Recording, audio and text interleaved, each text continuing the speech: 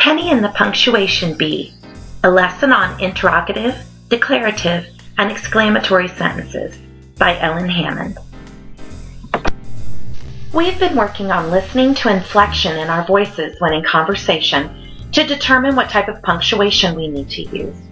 Today we are going to use a graphic organizer to record data. The way we are going to do that is by listening to a story called Penny and the Punctuation Bee. In this story, there are lots of interrogative, declarative, and exclamatory sentences. Your graphic organizer shows you what punctuation you need to be listening for. When you hear inflection in my voice, make a tick mark under the correct type of sentence. After this video, we will have a discussion. Put on your listening ears, because here we go. Penny and the Punctuation Bee by Moira Rose Donahue, illustrated by Jenny Law.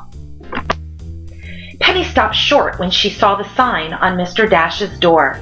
Penny, a period, was good at stopping. That's why she was on the safety patrol. The hallway was crowded with punctuation marks. Connie, a comma, and Penny's best friend Quentin, a question mark, joined her to read the sign. Punctuation Bee, Friday, 2 o'clock. Are you signing up? Should I? Asked Quentin. Save the questions for your next school newspaper article and just do it, said Penny. Quentin pulled a pencil from the spiral binding on his reporter's notepad. He wrote his name and handed the pencil to Penny. Elsie, an exclamation point, bounced up in her cheerleader uniform. Yay! The Punctuation Bee! An exclamation point has won for the last 3 years, she said. Maybe it's time someone else won, said Penny. Elsie looked at the sign-up list. Not likely if this is the competition. Penny turned to Quentin. Exclamation points are so loud. Let's go practice. Where? When? Should we get a snack?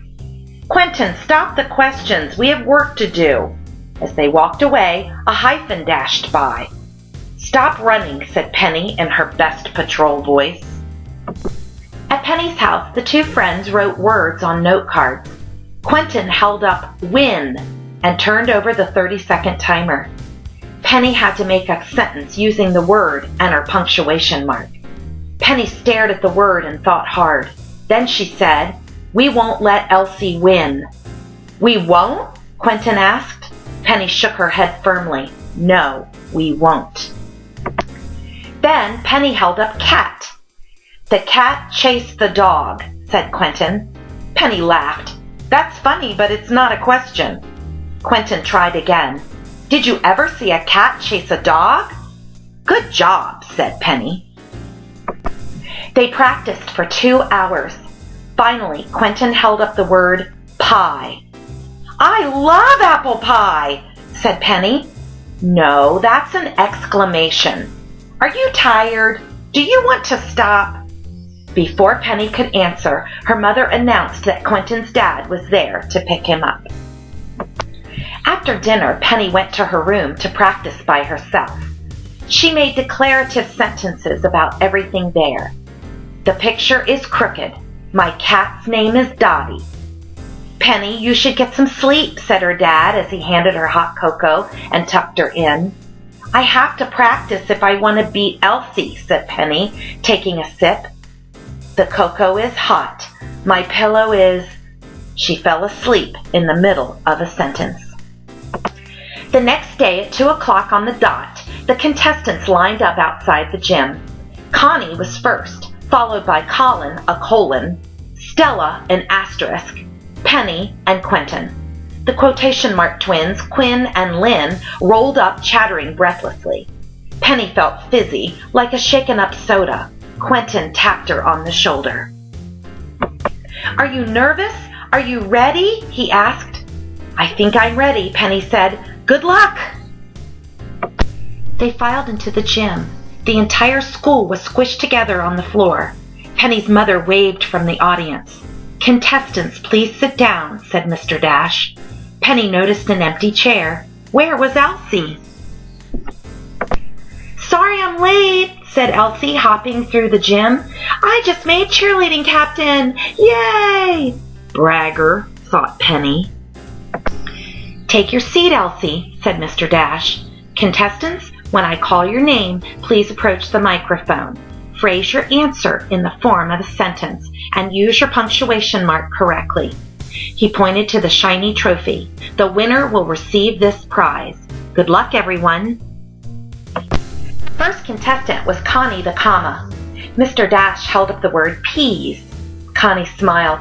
"My brother hates carrots, beans, and especially peas." The school secretary typed the sentence. It appeared on a big screen. "Well done," said Mr. Dash. 1 point for, "Wait, that sentence has 2 commas. Let me check the official Punctuation Bee rules." Yes, Connie earns an extra point for using 2 commas.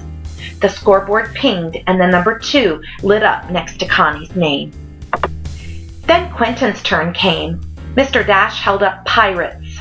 "Do pirates wear pajamas?" asked Quentin. Everyone laughed. The other newspaper reporters whooped and whistled as the scoreboard lit up a 1 for Quentin. Elsie just rolled her eyes. That made Penny more determined than ever to win. Penny was next. She got the word street. She tugged nervously on her safety patrol belt. A thought flashed through her mind.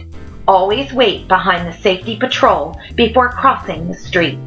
The safety patrol squad applauded and 1 lit up next to Penny's name. Elsie jumped up to the microphone before her name was even called. Mr. Dash held up the word flip. "I can do a flip," she shouted, and she did one. The cheerleaders in the audience did flips too. Show-offs, thought Penny. The bee continued. 1 by 1, punctuation marks dropped out. Even Connie finally ran out of things to list. "We're down to the final 3 contestants. Quentin, Penny, and Elsie," said Mr. Dash. "We'll continue until only 1 mark is left. But now you will each get the same word. I'll ask Penny and Elsie to turn around and cover their ears until called." Quentin approached the microphone. Mr. Dash held up teacher. "Who is your teacher?" asked Quentin. "Very good," said Mr. Dash. "This time Elsie is next." Elsie turned around. "My teacher is terrific." Mr. Dash called Penny. She turned and looked at the word. She tapped her chin. Nothing came. 5 seconds, said Mr. Dash. Penny looked at him and blurted out, "Mr. Dash is my teacher."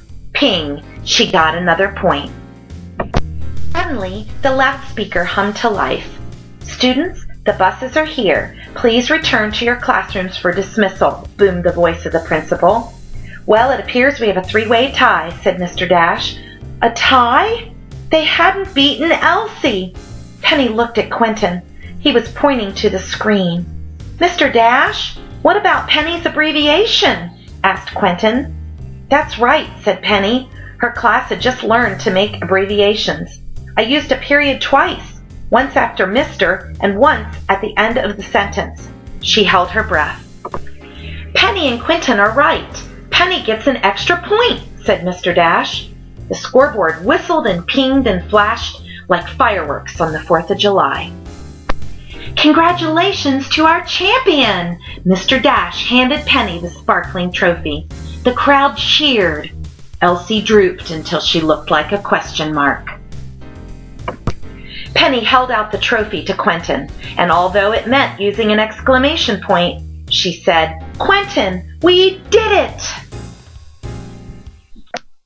Okay, friends, pick a partner and let's have a discussion.